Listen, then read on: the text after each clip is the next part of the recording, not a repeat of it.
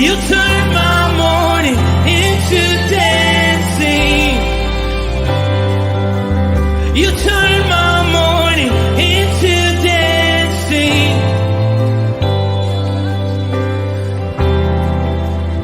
Your love changes everything. There's something about your love. Something about your love changes everything. Changes everything. Something about your love. Something about your love changes everything. Changes everything. Something about your love. Something about your love changes everything. Changes everything. Something about your love. Something about your love changes everything. Changes everything. Something about your love. Something about your love changes everything. Changes everything. Something about your love. Something about your love changes every. You turn my morning into dancing. You turn my morning into dance. You turn my morning into dancing.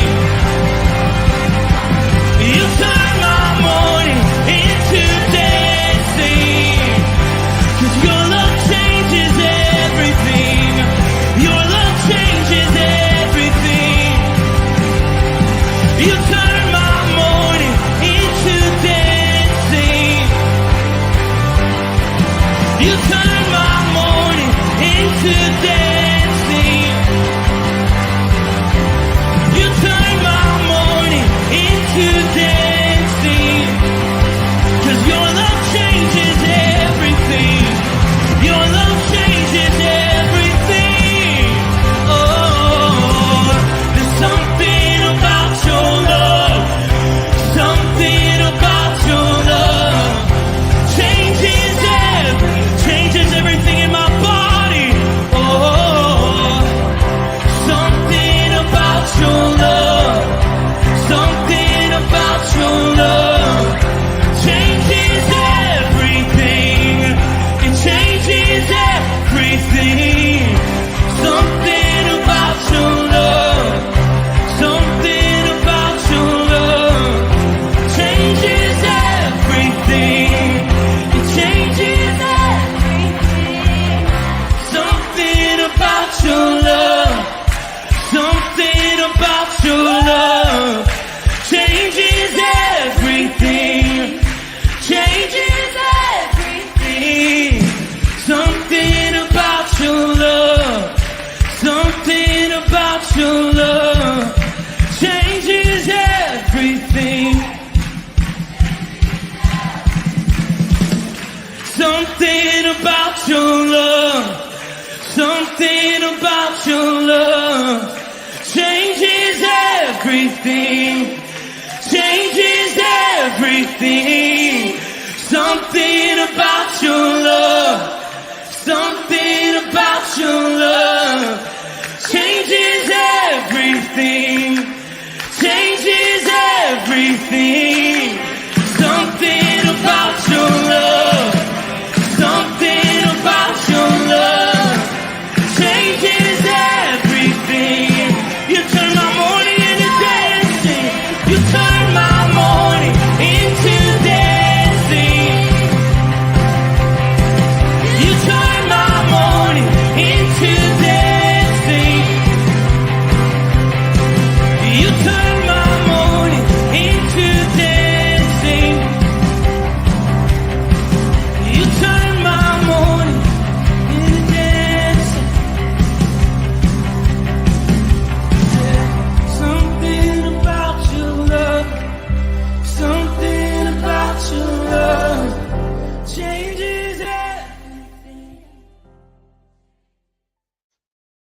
Good morning, Rooted Men. Matt Ryan, elder of Firmly Rooted Ministries. Pleasure to be with you this morning. Boy, that light is making it look like I've got a rash all over my face. I don't think I do. I think I just have too bright of lights on in here. Here, I'll back up a little.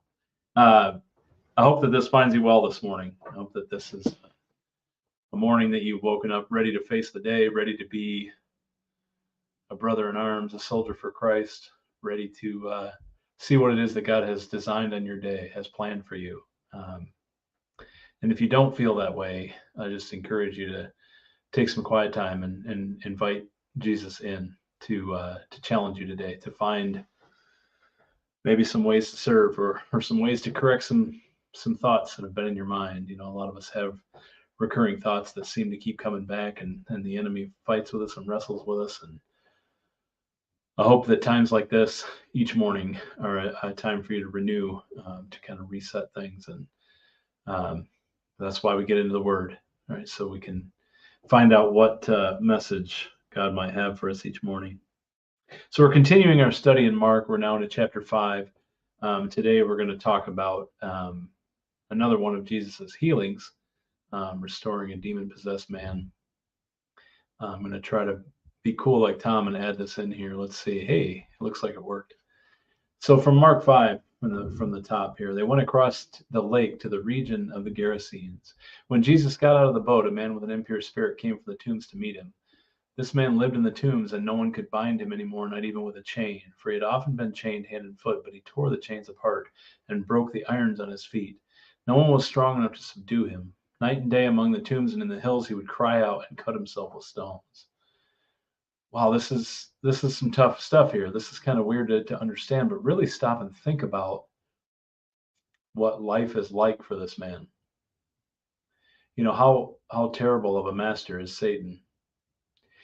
The description of this life, living in one of the darkest areas around, living among the graves, living among the dead, right? There's a lot of imagery here that means more than just the words on the page, right? This is a soul who is trapped by demons, sent by Satan, whose very life is controlled by these demons inside him, to the point that he's tortured every day, living in total darkness. Now, the Gerasenes is a region, it's to the east of the Sea of Galilee. It was inhabited by Gentiles at this point, not really the Semitic Gentiles, but so I guess in a lot of ways, this is not a place that people would like to go, not a place you would expect people to go and try to minister. But here Jesus is, of course, bringing his ministry, the true gospel, to the Gentiles, showing us that even in the darkest places, he comes to save souls, that his purpose is bringing life back to those who are dead, to bring people back to the realm of the living. It's just so powerful when we stop and really, instead of, we kind of read through these verses because the highlights are coming, right? The good stuff's coming, but stop and really think about what this life is. Actually being physically chained, being so overcome by the demons, being so powerful that the chains can't hold him. And all he's left to do is cry out like a wild animal, walking among the dead where no one is, cutting himself with stones. Then we see when he saw Jesus from a distance, he ran and fell on his knees in front of him, shouted at the top of his voice, "What do you want with me, Jesus, Son of the Most High God? In God's name, don't torture me." So here he comes and falls to his knees. He immediately knows who Jesus is. Even when the people who are around Jesus watching him perform miracles don't understand who he is, the demon knows. They know they have no power over him, that he has full power over them. All authority in heaven and earth is his. They recognize it, and they kneel down. Now, they're not falling to their knees in worship, just out of an understanding of his power, in reverence almost, right? Immediately, they recognize who Jesus is. And they beg him, "Don't torture me." Jesus had said to him, "Come out of this man, you impure spirits," and then asked him, "What is your name?" "My name is Legion, for we are many." Now, this is important. What is legion, right? You think about the Roman times. A legion is a troop of, some say 5, some say 6,000 soldiers. It's a large military force that has power, right? It can take over a city by force. So it's no mistake that the name Legion is used here, right? He begged Jesus again and again not to send him out of the area, because what does that mean for a demon, right? A demon has to go back to some disembodied state, right, until a judgment day, living obviously with the satanic influence that they can't escape. So a large herd of pigs were feeding in the nearby hillside. The demons begged Jesus, send us among the pigs, allow us to go into them. Again, they're desperate to be in something living, something that they can torture. But why pigs? Think about what pigs meant to the Jewish people at that time. It was the ultimate of the unclean animals, right? They root around, they live in their own filth. So there's imagery here, right? It's a legion, and I'm casting you out. I'll cast you into the most unclean of animals because I have authority over all.